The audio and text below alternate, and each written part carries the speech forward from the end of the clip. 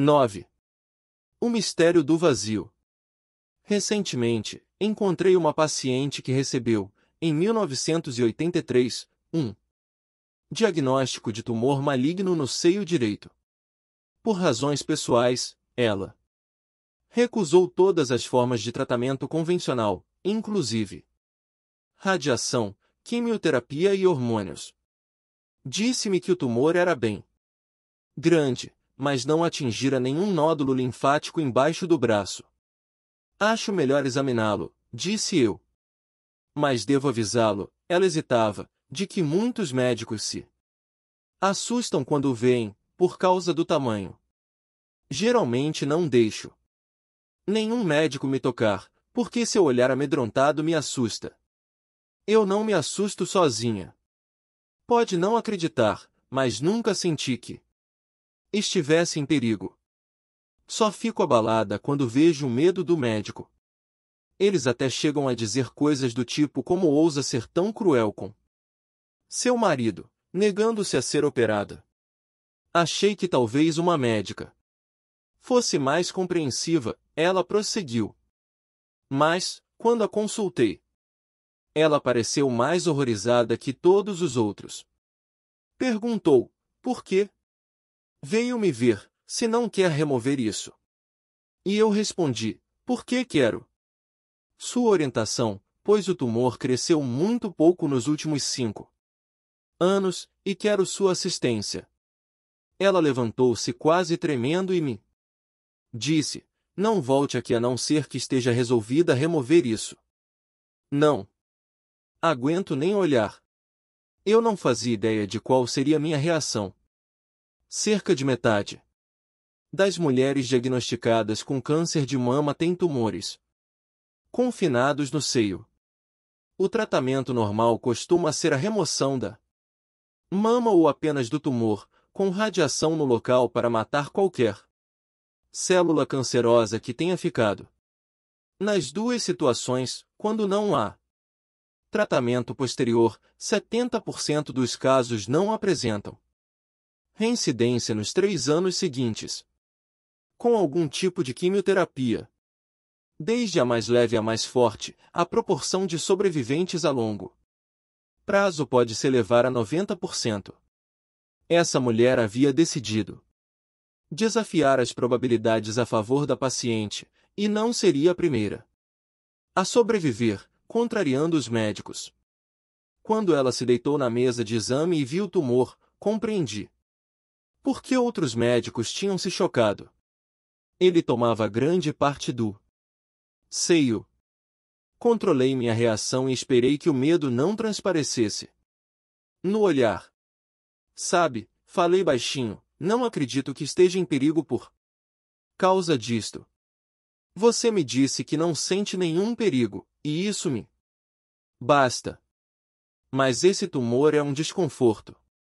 Você está negando a si mesma uma vida mais agradável por ter de cuidar disto. Por que não procura um cirurgião e pede para remover este estorvo? Aparentemente, ela encarou o problema por um ângulo inteiramente novo. Concordou logo que não havia vantagem em conservar o tumor e indiquei-lhe um cirurgião. Um de seus comentários à saída ficou em minha lembrança. Não me identifico com esse tumor, falou serenamente. Sei que sou muito mais que ele. Vive em meu corpo, vem e vai, mas não me toca bem no fundo. Quando ela saiu do consultório, parecia feliz. Senti que aquela mulher tinha razão em seu modo de ver. O medo no olhar de um médico é como um golpe terrível de condenação e, na situação dela, eu não teria acreditado muito nas chances de me recuperar. Os impulsos de meu cérebro não diriam garanto que vou sarar. Em vez disso, estariam dizendo eles falam que provavelmente vou sarar, o que é uma coisa bem diferente. Quando um médico olha uma paciente e diz você tem um câncer no seio, mas vai ficar bem, o que realmente está falando? A resposta é bem incerta. Por um lado, se suas palavras reconfortantes inspirarem confiança, podem ser suficientes para mudar o quadro da paciente. Por outro lado, se ele realmente acha que ela está condenada a alguma coisa, em sua voz transmitirá essa mensagem e criará uma confusão destrutiva. Inspirado no termo placebo, foi criado recentemente um outro, com sentido oposto, nocebo, que define os efeitos negativos da opinião de um médico. No caso do placebo, o remédio falso é dado e o paciente se recupera porque o médico disse que lhe faria bem. No caso do nocebo, o paciente recebe o remédio verdadeiro, mas não reage, porque o médico deu sinais de que ele não adiantaria. Se adotarmos um ponto de vista completamente materialista, não notaremos uma diferença aparente entre a cirurgia que essa senhora tinha se recusado a fazer e a que, por fim, concordou em se submeter. Só que agora ela identifica a cirurgia com a cura, enquanto antes a considerava uma violência. Se um paciente encara o tratamento como violência, seu corpo fica cheio de emoções negativas e de substâncias químicas associadas a elas. É fato documentado que, em clima de negativismo, a capacidade de cura diminui muito. Pessoas deprimidas não só baixam a reação imunológica como, por exemplo, enfraquecem a capacidade de recuperação de seu DNA. Portanto, suponho que minha paciente tinha uma causa justificada para esperar até que suas emoções lhe dissessem para ir em frente.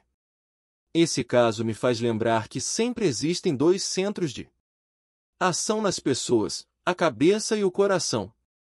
As estatísticas médicas dão informações à cabeça, mas o coração guarda um conselho próprio. Em anos recentes, a medicina alternativa ficou mais atraente por trazer de volta o coração, usando o amor e o carinho na cura. Sem esses ingredientes, o efeito nocebo pode surgir, porque o clima dos hospitais modernos transmite uma dose poderosa de negativismo.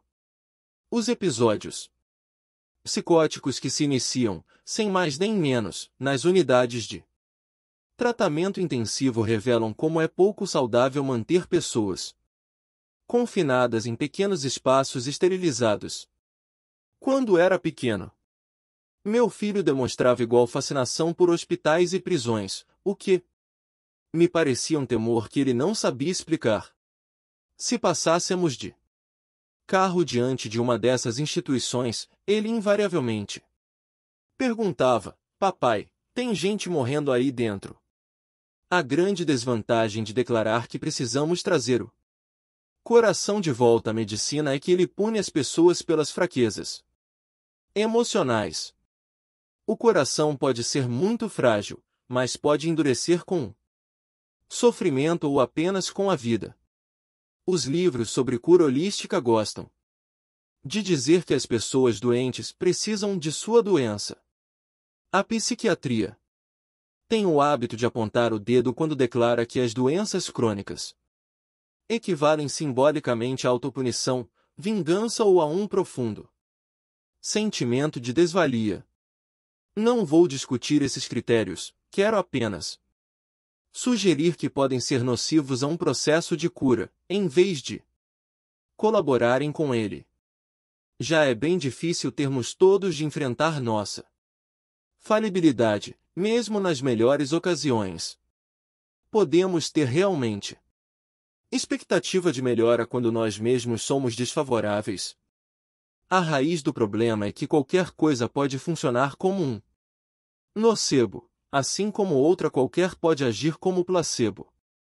Não é remédio falso nem os modos do médico que assiste ou o cheiro antisséptico do hospital que podem fazer bem ou mal, é a interpretação que o paciente lhes dá. Além disso, a verdadeira guerra não é travada entre a cabeça e o coração, algo mais profundo, no domínio do silêncio. Cria nossa visão da realidade. A compreensão básica que quase todos temos a nosso respeito vem do pensar e do sentir, o que parece natural, mas sabemos muito pouco sobre o campo do silêncio e de como ele nos controla. Aparentemente, a cabeça e o coração não são toda a pessoa. O fluxo da consciência, sempre cheio de pensamentos, age como uma tela para manter esse silêncio oculto, e a aparência sólida do corpo físico é outro tipo de tela, já que não podemos ver as moléculas que estão em constante movimento dentro de nós e tampouco nossas plantas básicas, que são o que gostaríamos de modificar. A planta básica da realidade é um conceito importante. Cada impulso da inteligência provoca um pensamento ou uma molécula, que passa certo tempo no mundo relativo, o mundo dos sentidos, antes do impulso seguinte. Nesse sentido, cada pensamento é como uma parcela do futuro, quando é criado, uma peça do presente, quando é experimentado, e uma peça do passado, quando já se foi. Enquanto cada impulso for saudável, o futuro não será desconhecido, fluirá naturalmente do presente, momento a momento. Isso explica por que as pessoas que aproveitam cada dia ao máximo têm fama de conservar as faculdades mentais intactas até a idade avançada. O fluxo da inteligência nunca seca. Um diagrama para ilustrar essa situação pode ser útil. Acima da linha está o fluxo de pensamentos que nunca termina. Ao menos enquanto estamos acordados. Um pensamento é ligado a outro numa cadeia sem fim, e nossa experiência normal mantém essa cadeia de eventos acontecendo infinitamente no eixo horizontal, mas bem rasa no eixo vertical. É possível passar a vida toda ouvindo o inventário da mente sem nunca mergulhar em sua fonte. Mas ao tocar na fonte é que a mente cria seus padrões de inteligência. Esses padrões são inicialmente apenas plantas básicas, mas, o que quer que eles representem, vão perdurar e formar nossas ideias e crenças a respeito da realidade. O campo da inteligência é muito suscetível de mudanças, tanto para o bem como para o mal. Há 2 anos, encontrei uma moça, com aproximadamente 30 anos, que resolveu se internar em Lancaster para tratar de câncer no seio. Seu estado era muito grave, porque a metástase do tumor maligno já tomara a medula óssea e se espalhara pelo corpo todo. Por isso, ela sofria dores constantes nos ossos.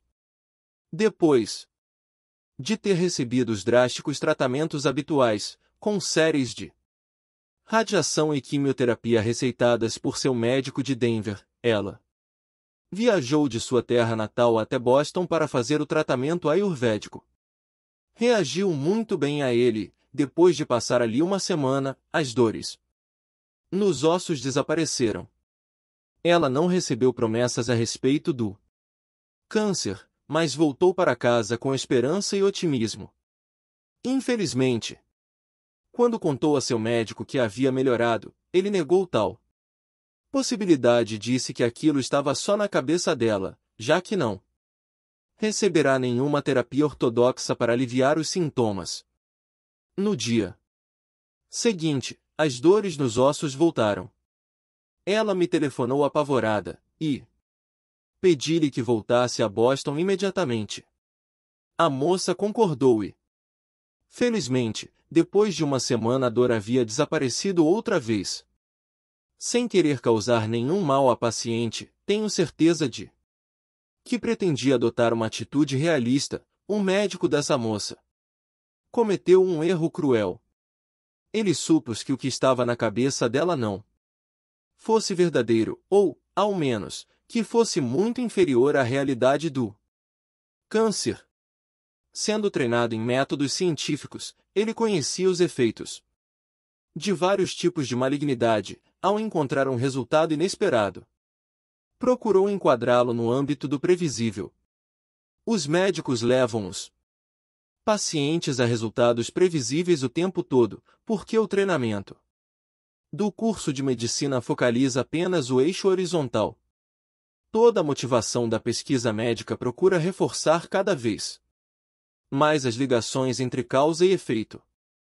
Nossos bisavós sabiam vagamente que os germes existiam, hoje podemos detalhar anatomicamente milhares de vírus e bactérias específicos, até os menores grupos de aminoácidos, e ir mais além. Infelizmente, isso nos deixa muito pouco espaço para qualquer viagem pelo eixo vertical, que poderia nos levar a uma realidade bem mais profunda. Ao preencher o questionário médico, um paciente recente anotou que uma vez tive um tumor no cérebro. Perguntei-lhe o que significava aquilo e ele me contou a seguinte história: 5 anos antes, quando vivia em Michigan, começou a ter vertigens súbitas. Seu estado foi piorando, ele vomitava, tinha visão dupla e pouco a pouco foi perdendo o equilíbrio e a coordenação motora. Procurou um hospital e fizeram uma tomografia do cérebro. Os médicos o informaram de que o exame havia revelado uma massa escura na parte anterior do cérebro, de dimensões maiores que um limão. Na opinião deles, estava com um tumor no cérebro. Uma biópsia do tumor revelou que era, de fato, um tipo de câncer maligno e de crescimento rápido. Como o tumor era grande e estava em local muito delicado, foi considerado inoperável. Os médicos receitaram grandes doses de radiação e quimioterapia, sem o que o homem estaria morto em 6 meses. Essa terapia provocaria grandes efeitos colaterais, quase tão maus quanto os sintomas da doença. Alguns seriam desagradáveis, como náuseas, dores de cabeça e irritação da pele, outros poderiam ser mortais, devido ao enfraquecimento do sistema imunológico, o que o deixaria propenso a contrair diversos tipos de câncer no futuro. Ainda havia a possibilidade de sofrer ansiedade e depressão por longo período.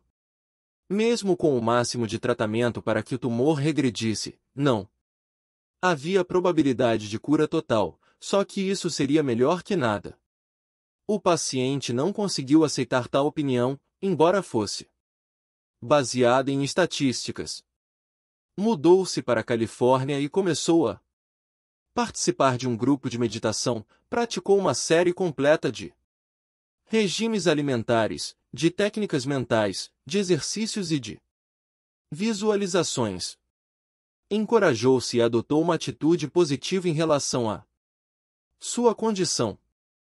Milhares de pacientes de câncer, em geral de grupos sociais mais instruídos, adotam essas medidas que a medicina convencional considera como tentativa de encontrar falsas esperanças.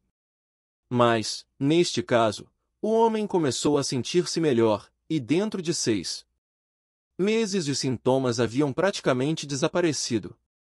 Esperançoso e ansioso ao mesmo tempo, ele voltou a Michigan e fez nova tomografia. Esta não mostrou sinais da existência de câncer e tampouco vestígios de algum no passado. Em resposta a isso, os médicos o informaram de que ele não havia sarado do câncer, porque nunca ouviram falar de fato semelhante.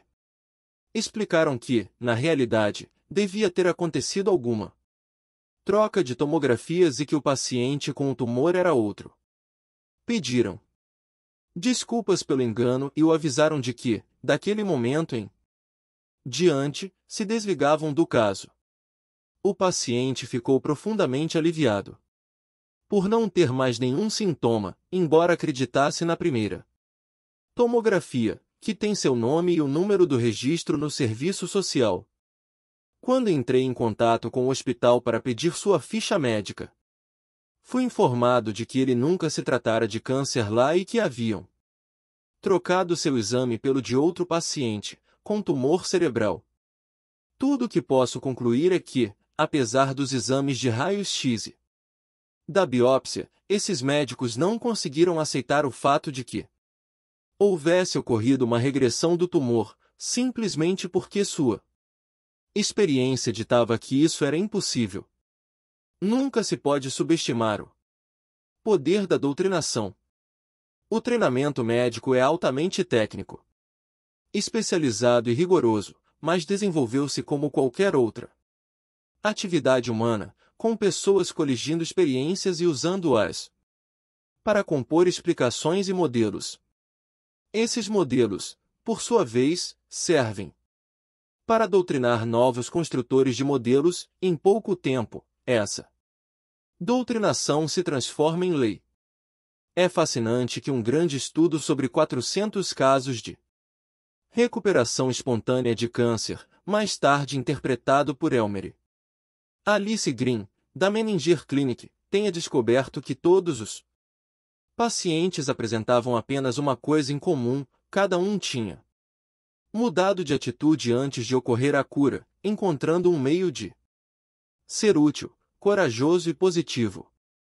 Em outras palavras, eles romperam com a doutrinação, mesmo que os médicos não tenham rompido com a deles. O mistério que tolda essa descoberta, que seria tão clara, está ligado à casualidade. Tais recuperações ocorreram por causa das novas atitudes, ou paralelamente a elas. Talvez a casualidade seja delicada demais para ser definida neste caso, sendo substituída por um processo geral, holístico, de sentir-se melhor mental e fisicamente ao mesmo tempo. Ao perceber a expulsão do câncer, o sistema mente-corpo deve saber que o processo está encaminhado e pode gerar mais pensamentos positivos simultaneamente. Seja como for, ele funciona, e a chave parece ser a espontaneidade. Canalizar internamente atitudes positivas já provou ser, como terapia planejada, apenas um meio casualmente bem sucedido de combater a doença. A absorção positiva não costuma ser muito profunda. A consciência é mais penetrante do que a medicina calcula. No entanto, mesmo quando ignorado, o campo silencioso da inteligência sabe o que está acontecendo. Afinal, ele é inteligente, seu conhecimento ultrapassa defesas e telas, indo além do que esperamos. Para ilustrar essa ideia, durante décadas, os cirurgiões julgaram que um paciente anestesiado ficava inconsciente, sendo assim, não se influenciava com o que acontecia na sala de cirurgia.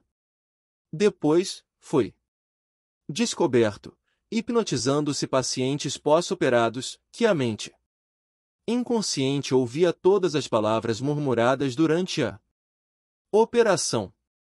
Quando os cirurgiões comentavam em voz alta que a condição do paciente era pior do que haviam imaginado ou que a chance de cura era pequena, os operados tendiam a cumprir as previsões sombrias de não se recuperar.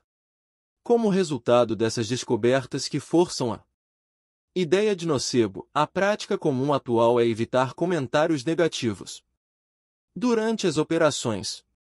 Sem dúvida, quanto mais positivamente um cirurgião expressava as opiniões, melhor era a convalescença do paciente. Seria ainda melhor usar essa inteligência extremamente sensível e poderosa na cura do paciente. O objetivo do mergulho na área do corpo quântico é mudar a própria planta básica em vez de esperar pelos sintomas na superfície, quando só então serão manipulados pela medicina. O caso da moça com dor nos ossos é um aviso de que a tela de defesa que nos mantém tão firmes, acima da linha e longe de nosso eu mais profundo, é sempre feita por nós. Portanto, pode ser objeto de revisão em qualquer época. Construímos constantemente padrões de inteligência e olhamos através deles para que nos informem o que é real. Se vemos dor, existe dor, mas, se não a vemos, ela acaba. A natureza não nos fez ignorantes a respeito de nosso eu mais profundo. Pacientes anestesiados sabiam o que se passava o tempo todo, presumivelmente desde os idos de 1850, no início da cirurgia moderna. O campo silencioso da inteligência está fora de alcance por uma escolha nossa que tem sido reforçada através de gerações de liames culturais. Às vezes, uma nova realidade força seu reconhecimento e então as coisas podem mudar.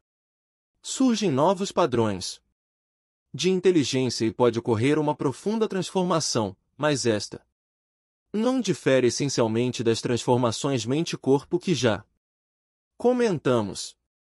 A realidade normal é como um encantamento, muito necessário, já que vivemos de hábitos, rotinas e códigos que consideramos garantidos.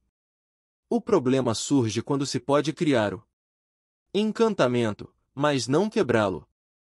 Se nesse mesmo instante alguém conseguisse mergulhar abaixo da realidade diária, até sua fonte, teria uma experiência notável. O psicólogo Abraham Maslow, pioneiro no estudo dos aspectos positivos da personalidade humana, fez uma descrição clássica da experiência de se aprofundar. Esses momentos foram de pura e positiva felicidade, quando todas as dúvidas, todos os medos, todas as inibições, todas as tensões e todas as fraquezas ficaram para trás. Em seguida, a autoconsciência se perdia. Toda separação e distância do mundo desapareceram. Apesar de serem raras as experiências como essas, Maslow chamava-as de experiências de pico, por isso, elas têm um poder de cura que se prolonga muito além de sua breve duração, que pode ser de poucos dias ou de apenas algumas horas. Maslow recorda que dois de seus pacientes, um deles sofria longos períodos de depressão e às vezes pensava em suicídio, o outro tinha graves crises de ansiedade. Ficaram imediata e perfeitamente curados depois de passarem espontaneamente por tais experiências, apenas uma vez em cada caso. Maslow também fala da reconciliação com a vida que pessoas conseguiram por intermédio desses momentos. Elas sentiam-se unificadas com o mundo, fundidas nele, realmente lhe pertencendo, em vez de ficar do lado de fora, observando. Uma dessas pessoas, por exemplo, disse ter se sentido como um membro da família, não como órfão. Qualquer revelação súbita de uma realidade mais profunda traz consigo enorme poder, basta provar que a vida fica indiscutivelmente mais valiosa. Os pacientes de Maslow reconheceram essa força interior como uma coisa completamente fora do comum. Não é energia ou resistência, gênio ou insight, mas o que está na base de tudo isso. A compreensão de Maslow parou no momento crítico. Ele nunca foi realmente capaz de proporcionar a alguém uma experiência de pico, mas continuou fascinado por acontecimentos como esses, que transcendem a vida normal. Em 1961, depois de muitas décadas escrevendo e pensando sobre o assunto, ele concluiu que o que havia observado fazia parte da vida normal, realmente, e não da mística. O pouco que eu já havia lido sobre experiências místicas estava ligado à religião, com visões do sobrenatural. E, como a maioria dos cientistas, eu as desdenhei e não lhes dei crédito, considerando-as bobagens, talvez alucinações, talvez histeria, quase com certeza patológicas. Mas as pessoas que me falavam dessas experiências não eram assim, eram as mais saudáveis. Como ele encontrou tais experiências em menos de 1% da população, encarou-as como acidentais ou momentos de plenitude. Acredito que foram vislumbres de um campo que é a base da vida de todos, mas que continua indefinido. A conclusão é que devemos mergulhar muito profundamente se quisermos transcender a realidade normal. Estamos em busca de uma experiência que vai remodelar o mundo. Achar o vazio de silêncio que separa nossos pensamentos parece relativamente fácil, mas, como ele é uma fração de segundo, não pode servir de caminho. O corpo quântico não está separado de nós, ele é o que somos, embora não o vivenciemos neste momento. Se estivermos sentados pensando, lendo, falando, respirando, digerindo, etc., isso é tudo o que acontece acima da linha.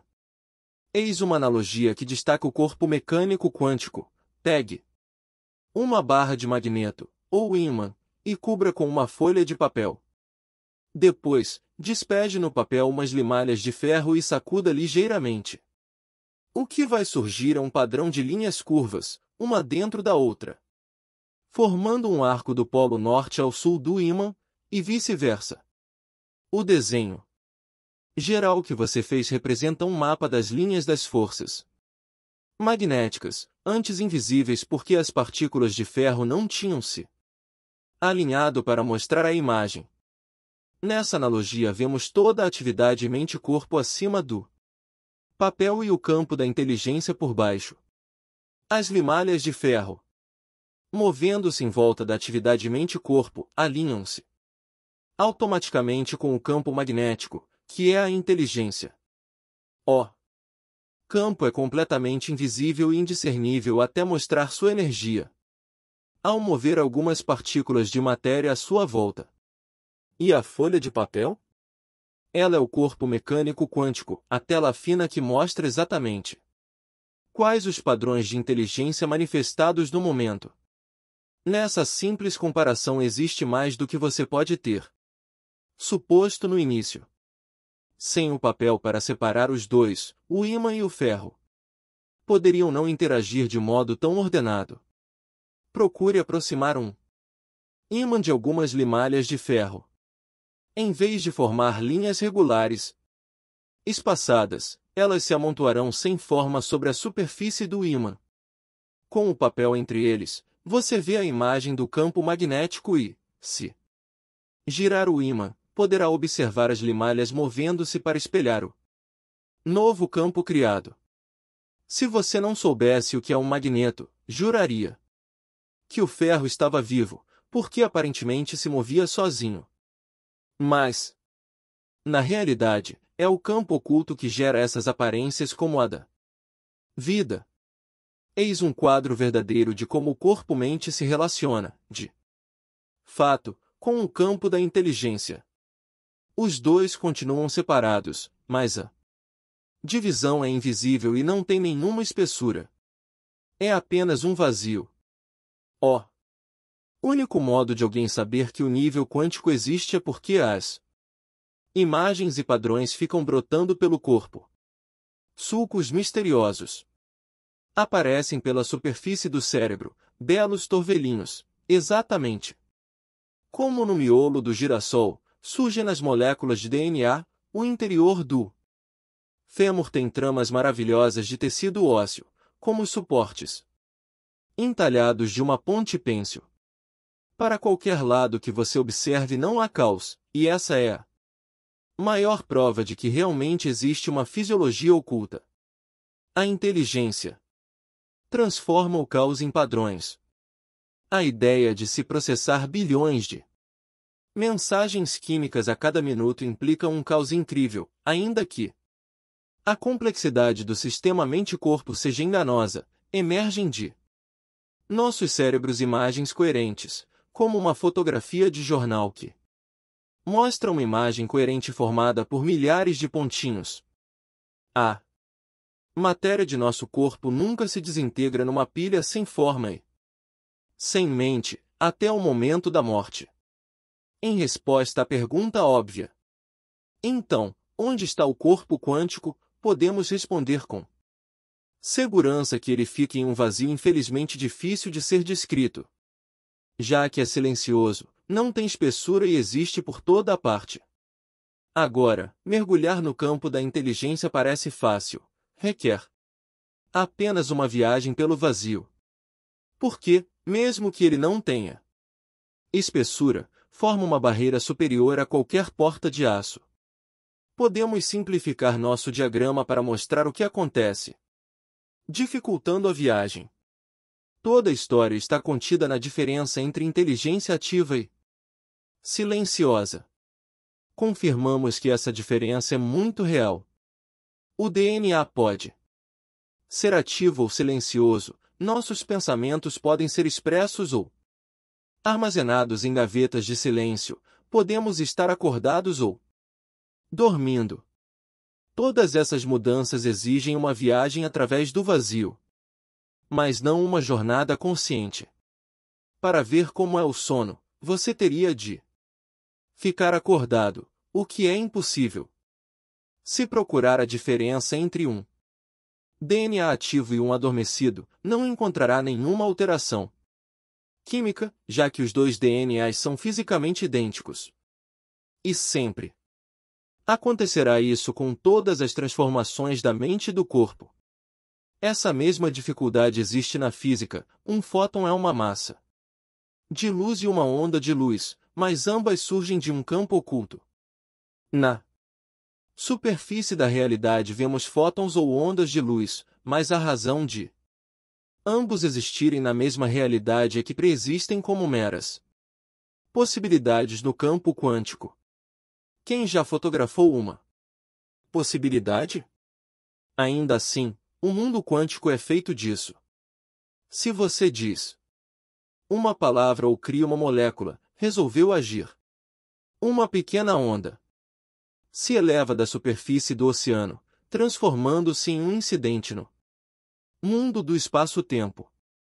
Todo o oceano permanece atrás, um reservatório vasto e silencioso de possibilidades, ondas que ainda virão a se formar.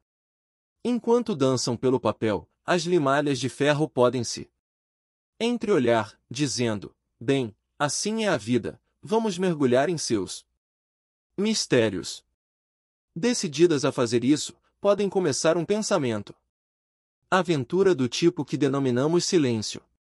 Não importa que seus pensamentos fiquem muito aventureiros, nunca cruzarão o vazio.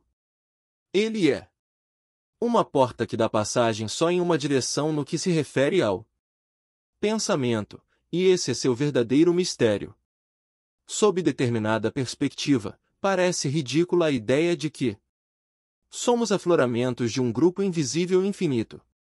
O corpo de um homem é um volume de carne e ossos ocupando muitos centímetros cúbicos de espaço. Sua mente é um mecanismo espantosamente complicado, mas finito e cheio de uma determinada quantidade de concepções. Sua sociedade é uma organização grosseiramente imperfeita, ligada a uma história de ignorância e conflito. Estranhamente, esses fatos tão evidentes nunca foram questionados. Confiamos em nossas experiências finitas do dia a dia, que são boas o suficiente para dirigirmos um carro, ganharmos a vida e irmos à praia, mas não convincem o bastante para a irresistível experiência do infinito. Essa experiência repetida através dos séculos faz algumas pessoas suspeitarem que a realidade seja muito diferente, mais vasta do que a mente, o corpo e a sociedade geralmente aceitam. Einstein experimentou essa realidade. Deixou o testemunho de momentos em que se sentiu liberto da própria identificação com a limitação humana. Em tais momentos, um ser imagina que está parado em qualquer ponto de um pequeno planeta, olhando maravilhado a beleza fria, mas profundamente comovente, do eterno, o incomensurável. A vida e a morte fluem pelo ser e não a evolução ou destino, só ser. Apesar de tais palavras soarem como um insight ou percepção espiritual, Einstein se considerava profundamente espiritualizado. Essa experiência é, na verdade, um lampejo que penetra num nível de nossa consciência que pode ser mapeado e explorado, sem exercer controle sobre sua percepção mais profunda nem ter nenhuma explicação convincente para o que está acontecendo, a pessoa sente que o estado de silêncio inevado não é apenas o vazio. Em sua maior parte, as grandes tradições de sabedoria foram fundadas por um ou por poucos indivíduos que compreenderam o universo por intermédio deles mesmos. Para resolver o mistério do vazio, precisamos consultar os que estiveram ali, se encontraram um mundo real, então novos Einstein virão a seguir, outros Einstein da percepção profunda.